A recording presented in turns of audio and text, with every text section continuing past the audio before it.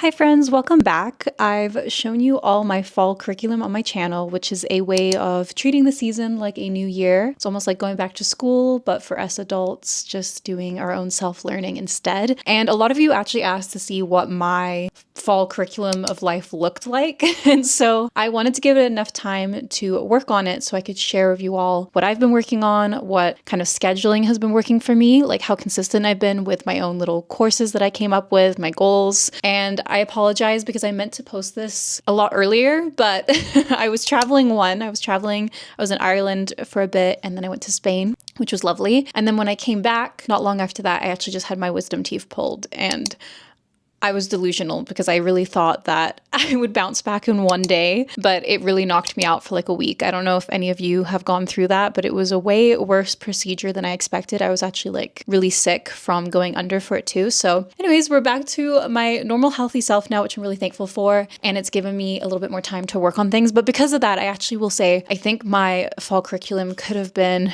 a lot more thorough. And I think I will definitely do one for winter, so stay tuned for that, where I plan to do a lot more and be more on top of that because life kind of threw different things at me for this fall semester of life, and I was delayed in some ways, but I think that's also just the way life goes. So I have my laptop here. I'm going to pull up my Notion template that you guys all have as well from my fall curriculum videos if you've been, following along. So make sure to grab that if you haven't yet. And let's go through let's start about why a curriculum. I mean, I talk about this in my series, but this was really for people like myself who kind of missed the feeling of going back to school. When September came around, I was kind of sad that I wasn't in university anymore or in school. And I missed that structure, that sense of a fresh start, the excuse to learn again, have a reason for that. I also miss back to school shopping, getting pens, all the rest. You guys saw that in my series. It gave me a reason to do this again as well. And I also love the feeling of a fresh start in the fall. So I really wanted to come back to my goals and translate those goals into classes and make this like a fun activity for me to stay on track of. So I have a few core subjects that I really wanted to dive into more deeply. I have a couple electives, as I mentioned, those are kind of like hobbies for fun. And then I have a reading list that kind of keeps me on track for things as well. So it's, my way of studying for fun. So here's how my fall semester breaks down this year. So I had 4 core classes and 4 electives, and then the companion media list. And each one is meant to teach me something different or work on another skill. Some of them are more mindset or schedule related. There's no grades, there's no deadlines. It's just curiosity, consistency, and getting a little bit of that spark back for learning. So my first core class,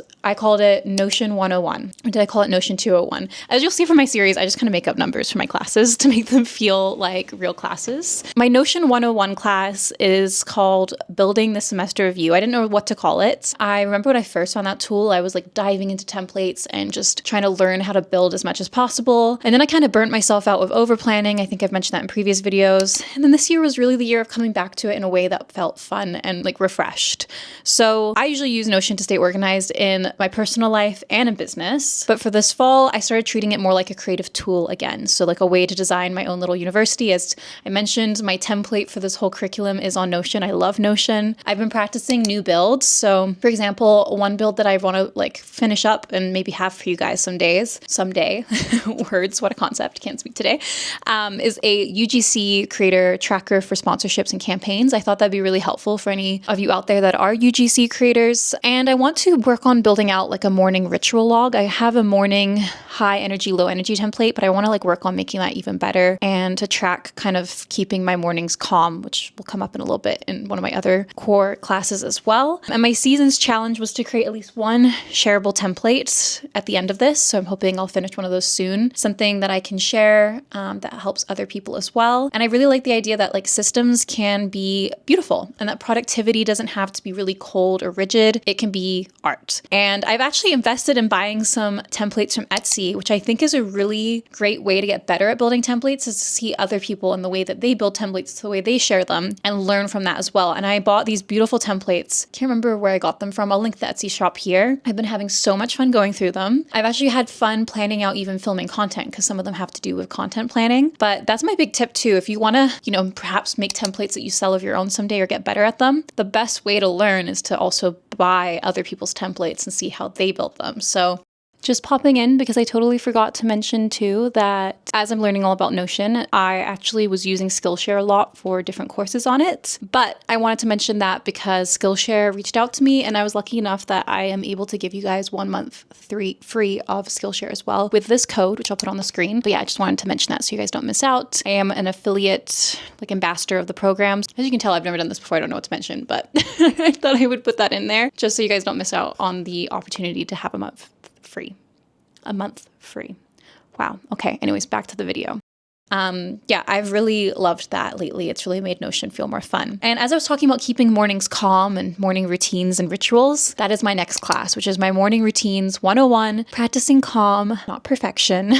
And the reason I have this second class is because I want to learn to start my day with less pressure and more peace. I've been trying to practice calm mornings instead of like chaotic productivity in the morning. So things like, you know, sitting on the floor with a beautiful tray with my coffee and my overnight oats and really just taking time to eat that and doing a crossword puzzle. Yeah, doing some crosswords, using my 5-minute journal to write down my thoughts in the morning. Just really taking time to do things that also aren't on my phone while I eat and just like really calm down. Because I find the second I open social media or like my phone, which usually leads me to open a social media app, social media doesn't actually usually make me feel necessarily bad, but it gives me so many different ideas and I get all like scattered and excited and overwhelmed with like what I want to do. I get all, you know, different ideas from different entrepreneurs online or different creators. And then I'm all scattered before I start my day. So this has been like a really calming way to start my day as well. And I just love the art of writing things down. I've also been doing some sketches, but we'll get into that in a little bit in my electives. But yeah, I picked some pretty objects to make my mornings feel more beautiful and peaceful. I know like a tray and little nice spoons and pretty mugs aren't everything in life, but I will say they make my mornings feel more pleasant. I know maybe it's superficial, but I really do love them. And my goal isn't like a perfect morning routine. It's just a really peaceful one. I'm not, you know, running down to the gym and doing things in the morning at the moment. At the moment, I'm really focusing on just lowering my stress and getting started instead. So I've kind of swapped even my workout routine. I actually usually go now at night. And yeah, I've been reading a little bit more about cortisol peaks in the morning and how slow starts help regulate your nervous system and, you know, the importance of eating before you have your coffee and things like that. So I've just been really trying to take it easier, especially as I've been recovering from my wisdom tooth removal situation. And I really do feel the benefits of it before getting into the workday and not taking life so seriously. I think, especially with work, like as I always say to myself, no one's going to die. I'm in digital marketing. Everything's fine. And I, you know, really hope for the rest of you in jobs where no one's life is on the line, which I think is most of us, to take those deep breaths and realize that like nothing's too serious, you know? My next core class is called Read 101. So it's reading for the sake of wonder. And it's my reading reset. So it's a class about reading, not even just to finish, but to just like get back into reading. And I've divided it into like 3 parts. One is spooky season, because, you know, we just had October pass. Another one is seasonal classics. And I have country living for the third one, although that's, I'll get into that. It's more about, so these are my books actually. Ooh. These are all of them. I'm talking about this one, the commonplace book. I actually care less about the fact that I've realized the fact that it's the country commonplace book. It's the fact that it is a commonplace book that's important. So maybe we'll call it 3 parts: spooky season, seasonal classics, commonplace book, inspiration. So for spooky season, I am actually reading this series. So I actually read One Dark Window while I was away traveling, and that was really lovely. I hadn't really gotten into like a fantasy type book in a long time, and this was perfect for the fall spooky season. Really great book, and I am now starting the second one, which is Two Twisted Crowns. So that one I'm making my way through. So that's for spooky. And then for seasonal classics, these are ones that I don't really care if I like pick up and then don't finish because I've read them all before. Yes, I'm someone who likes to reread and rewatch things. We have Wuthering Heights, classic, and also because there's the new movie coming out in February, although it really doesn't look like it's sticking to Wuthering Heights. I'm actually kind of scared that I'm like going to be upset by that. I'm going to go into it literally not seeing it as Wuthering Heights, and then I think I might enjoy it, because it's from the creator of Saltburn and it just seems kind of way out there. Love Wuthering Heights, always have, so kind of just dabbling in that one. Same with Jane Eyre. I love Jane Eyre. Love the movie too. It's on my media list as well. This one I can just pick up anywhere. I just know it by heart. So these ones I'm really just picking up because they're just like such a nice read. And same with Thomas Hardy's Far from the Madding Crowd. This one is more like, I like that it's like seasonal. Like I love when it talks about the seasons changing. Actually, Tess of the D'Urbervilles is my favorite book by him. but this is a close second. Is it my second from him?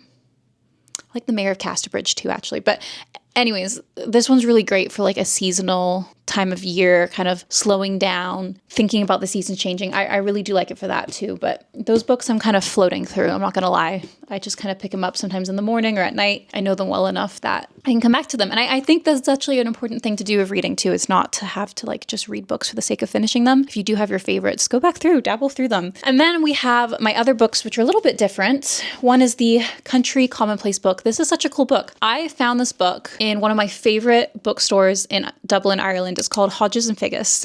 I believe that's how you say it. And it's a gorgeous bookstore. I love it. It has a lot of really great books that are just like Irish literature based as well. But this one, Miranda Mills, I don't know where she's actually from. I think she's from England. And I love this because I love the concept of a commonplace book. Now, I don't know if you guys know what a commonplace book is, but I saw that kind of as a trend going around YouTube, and it's something I tried to do before, where you're, putting down your favorite quotes, little life lessons and thoughts. And what this person's done is take a bunch of quotes, seasonal quotes, little short stories, recipes, and broken them down by season. And so it's a really beautiful little book too. It's like this. I wanted to read it to get inspiration to create my own. I thought that would be a really cool thing to do. We're talking about like personal curriculum and doing it seasonally, to also, as I work through my personal curriculum, think about like, okay, do I have favorite poems or quotes or pieces of stories? Like she has things here from like Thomas Hardy, The Woodlanders. She has a little quote from it. Things that have to do with spring for this season. Like these gorgeous poems. I think it's beautiful. It's something I want to practice. So I really picked it up.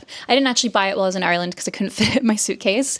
I came home and ordered it off Amazon. So I'll link it down below if you guys want to try it. Check it out as well. I just thought it was such a good idea, and I really want to create my own now. So I'm inspired. I'm inspired by that. Again, easy read because I'm just kind of flipping through it. That's why I really think the only books that I'm like reading all the way start to finish is these two. As I mentioned, I'm behind. I didn't have a really thorough curriculum due to me traveling and then not feeling great. So we're a little delayed. I hope the reading's a little bit more thorough in the winter curriculum. And then I am picking up The Artist's Way again. I haven't actually started this book. I'm starting it tomorrow morning. I've tried it before and I kind of gave up, but I would really love to get back into it. And it does have to do with one of my electives that we're going to talk about in a little bit. So that's all the reading that I'm keeping up with lately. It's been fun. It's definitely like I think fall's a fun season for like spooky reads and things like that. My next class is History 201, 210, I don't even know what I called it. And I titled it The Myth of Progress. So I want to research how the arts and crafts movement reacted to industrialization, how beauty and craft were kind of like a form of rebellion. There's something kind of grounding studying how people in the past resisted busyness, even when the world was speeding up around them. And I feel like it's relatable to our age of AI and like, how we also combat that. I really want to keep like a Notion research timeline for this and tracing different ideas all the way to today's slow living movement and like where it originated from. What I will say is I've kind of mapped this out as a course in my Notion. I haven't started on it. I'm not perfect. I didn't have enough time, really. I didn't carve out enough time for it. This is going to be my main focus as I wrap up the fall curriculum, is to at least do it. But yeah, it kind of fell through the cracks a little bit. So not perfect, guys, but that's okay. We're going to move on to electives now and we'll talk about those. Yeah, I did want to mention that was something I wanted to do, but I haven't really worked on. So, I need to get my sketchbook to show you guys. Oh, I'll just film it after. My electives, my main one is my Sketchbook Studies. And the way I've been making myself sketch more lately is drawing as a daily journal. So just do a sketch each day, even if it's tiny, but I try to do like a full page. I really try to carry my sketchbook everywhere too. It's fairly bulky. So if I have like a big enough bag, otherwise I bring my little pocket notebook and just sketch in there. And I've been trying to document small moments. So for example, my wisdom tooth extraction recovery, having all 4 of them removed. It's a silly subject, but I was feeling really down one night and I just like sketched out 2 full pages. I was so dramatic. It's like these really gross, kind of tormented looking images. I'll show you guys. And it honestly made me laugh at how dramatic I was being, and it made me feel better. I feel like drawing truly is therapeutic, and doing it each day kind of also turns the mundane things into, I don't know, like special moments to remember. Yeah. So that was something that I've actually really enjoyed from this fall semester. And I like that when you're drawing daily, you really don't care about them being perfect. It is more like a journal. My other elective is my cooking lab, where I really want to treat like nourishment as a study. As I mentioned, I'm not great. Well, I don't want to say I'm not great. I don't really do it much. So how could it be amazing, right? I don't cook a lot of dinners. If I do anything, usually it's baking. So my plan now is to do 2 new recipes a week, plus a little bit of nutrition research sprinkled in there. I'm also trying to track which foods kind of keep my energy steady and my stress low, what my body reacts well to. It's a bit like a science experiment, but yummy and kind of fun. And I've really been trying to learn more Japanese meals, and the House of Umi, I think is how you say her name on Instagram. She's my biggest inspiration. I've been picking up a lot of her recipes. I made one this week though that was kind of a flop. I did what's it called? It was like pork and zucchini, or as they call it in England, courgettes. I realized I don't like really courgettes or zucchinis. I know that about myself. I don't know why I picked that one to try. And also the pork was really fatty. I don't think I'd make it again, but I think I did follow her recipe. Like it looked right. It looked like the way it was supposed to. And I think I'm going to try a curry next, which I think I'll like. I've been trying to avoid the spicy foods because of my wisdom teeth, but hopefully I'll be a little bit more healed by then. So I've just been really trying to learn new things. The reason I picked Japanese meals, by the way, is because when I went to Japan, I think almost 2 years ago now, I didn't realize, but like usually when I'm traveling, my stomach gets upset. My stomach loved the food there. And then when I actually came back to Canada, I had like a bunch of cramps and stuff, like digestion issues with adjusting back to the food here. So I think my body prefers that diet. So I want to learn more of those meals. Anyways, the other elective I have is a podcast and a walking lab. So moving mindfully. And this one's simple, just like 1 or 2 long walks a week with a podcast. It could even be on the treadmill downstairs. And if I'm walking outside, actually, sometimes silence is quite nice to just really observe your surroundings. As I mentioned in my fall curriculum videos, I love using the Merlin bird ID app to listen for birds and like take photos of birds and track them and, learn which one's which. As winter's arriving here, though, there's going to be not that many birds to look at, unfortunately. But this has turned into like a really grounding, nice ritual to sprinkle in my week. And of course, really ties in with keeping those stress levels low too. And my 4th elective is a fun one I picked up, which is my music elective. I call it guitar and voice practice. I've been learning how to play the guitar, which I haven't tried to do since I was about 12 years old. And I've also been trying to get more comfortable with just singing again. Like, no, I'm not a great singer, but I'm just doing it for fun. So what I've actually been learning recently is You Broke Me First by Tate McRae. It's like very simple chords. The singing's a little bit lower, so I can kind of hit the notes-ish. And I'm Not Who I Am by Chance Pina. These are just like some fun songs that I thought would sound nice on the guitar. I overthink how to say things when on camera. I know I probably pronounce things wrong half the time. Anyways, I'm not aiming for the perfect pitch, just like trying something out, kind of getting me out of my comfort zone. I've been enjoying it. It's been really nice. I obviously couldn't really sing and didn't really have the energy to play for the last 2 weeks while recovering from the wisdom tooth extraction. Drama. But I'm finally getting back to it this week and it's been really fun. And lastly, I have my media library. So to go along with my classes, I do have my media list. Basically, it's, all the books I mentioned that I'm reading, different like listening and watching syllabus for the season as well. So the books I mentioned for films, rewatching Jane Eyre from 2011, one of my favorite versions of that movie or book.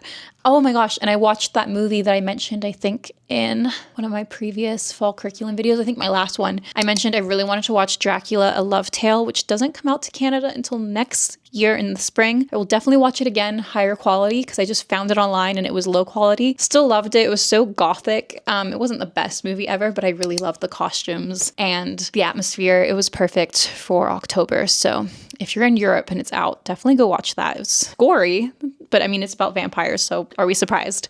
And then I have my podcast playlist list, which I've actually kind of updated since I'm seeing my little notes here. I've been trying different ones here and there. Let me pull up my fall curriculum. Yeah, like the Daily Stoic. I've really actually been enjoying listening to social media advice podcasts. So the Inspired Media podcast by Alyssa, I really love listening to those episodes. It's been helping me figure out kind of like what I want to create for my own YouTube as well. So that's been a lot of fun too. All right, let's talk about scheduling the semester, because clearly I wasn't great because I skipped a whole class out of the 4 classes. I get a lot of questions in my comments about, how do I make time for all of this? And the truth is, as I mentioned, I don't do it every day and I don't have time every single day to work on things, and things do fall through the cracks, but I think that's life. The fact is, If I had 4 electives picked and 4 classes and I only missed 1 class out of that 8, we're doing pretty good. So you guys should at least try. Set things up, and even if you hit half of the goals, it's better than doing nothing. And my curriculum is really meant to be for fun, so I don't want to like block myself into these crazy time blocks, make it feel like school in the bad ways, right? So unless that works for you and you prefer that, I say keep it fun, keep it open. For example, with the guitar and like singing at night, I try to do like 10 to 20 minutes every night of just doing that for fun. It's kind of relaxing. Sketching, I try to do that in the morning. It's kind of like my journaling. It goes along with my whole like de-stress type class where I'm working on just making my mornings more peaceful and,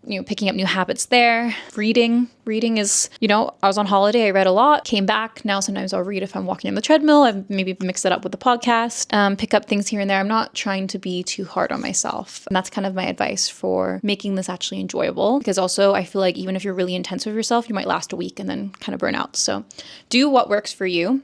And I think that's it. That's how I weave it all in. It's, less about time management, more about rhythm, choosing where to put my attention each day. And I can't do everything. So I just come back to the things that feel good and the things that I'm in the mood for that day. And yeah, to go along with the classes, I do have that media library that fit the season's mood. There's really no schedule for that too. It's just, when you get to it. But that's my fall 2025 curriculum. And as I mentioned, it's not about finishing everything. It's about getting back to learning for fun, trying to stay consistent in the ways you can. And fall really reminds me the importance of also slowing down and taking that as a sign of progress still in your own life. Slowing down is not always a bad thing. That self-learning doesn't have to be this super productive, crazy thing. It's supposed to be enjoyable. And that's what I really want to highlight here. So if you make your own seasonal curriculum, I'd love to hear about it. A lot of you left really great comments throughout my personal curriculum series where I talked about setting it all up. But let me know how it's going for you guys. Like, what have you worked on? Have any of the subjects fallen through the cracks? Which ones have stayed consistent? I would love to hear how everything is going for you guys as well. And with that, that's a wrap on the fall 2025 curriculum. I have a few weeks left of it, but I'll be wrapping it up. And then I think it will be a matter of setting up my winter one, which a lot of you guys mentioned you wanted to see. So I will make sure to create something for it. I really want to spice it up though. So we'll see if there's a different twist I can take on it to make things fun so that we stay motivated to keep learning and enjoying it as a hobby. But that's everything I have for you guys. So I really hope you enjoyed today's video, and I will see you all next week. Bye, friends.